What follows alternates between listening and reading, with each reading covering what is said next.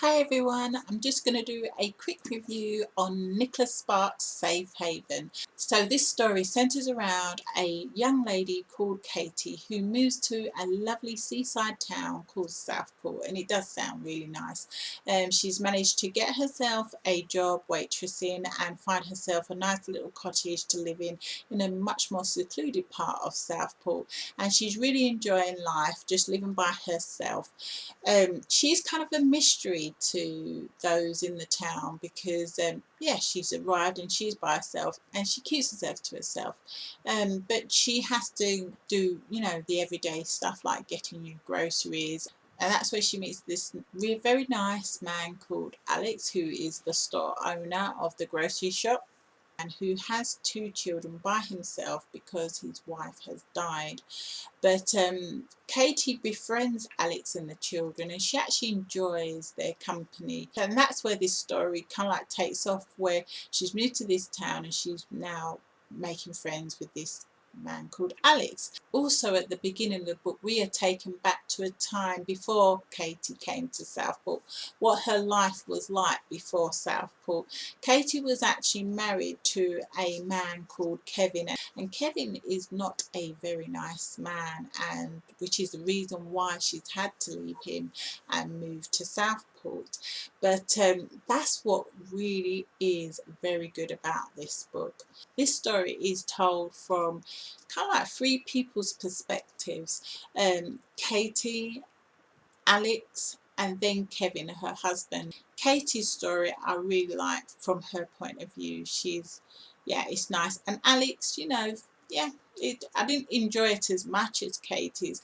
And Kevin's was very interesting, very disturbing, because he's not a nice man at all. I do not like him, no.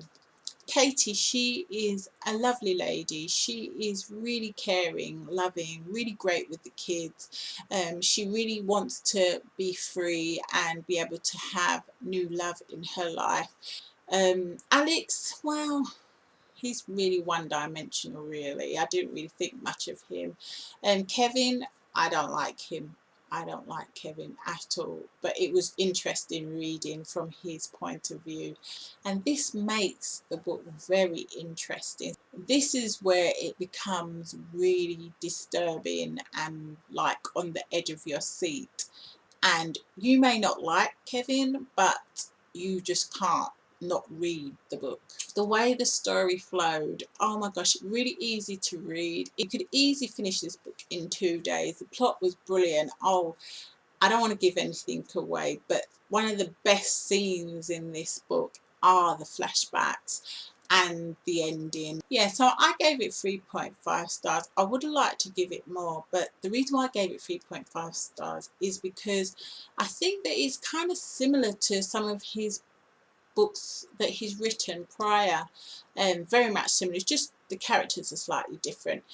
And this has a little bit more content in a sense. There are some really nice things in this book, twists and turns, which are not really in the other books. But still, that's why I gave it 3.5. I think if I had read this before I read his other book, then I would have easily given it 4, even 4.5. But because in my mind I'm thinking of the other two books that are so similar to this one, is why I've given it less. So would I recommend that you read this book? Yes, because it is a good read, especially if you haven't read many of Nicholas Sparks' books. This is one of the ones to read. It's like a really good thriller, or it's very suspenseful, if that's the word. I said I read Nicholas Sparks' books because I want to light read.